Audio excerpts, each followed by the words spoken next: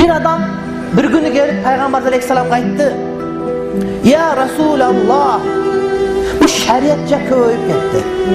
Namaz oku değilsin, oruç tut değilsin, zekat ver değilsin. Şeriat köyüp gitti. Bana bir iş ayttınız, şu bardığın dele atkarışça koluna gelişçe kılam. Bir iş ayttınız, o şunu bekkem karmanayın, iç koyuyor karman, şunu da karmanı olayın, kattı karmanayın, şunu bana ayttınız dedi. Peygamberimiz kara oturup ayttı. Senin tilin zikirden kurgavasın dedi. Senin tilin zikirden kurgavasın dedi.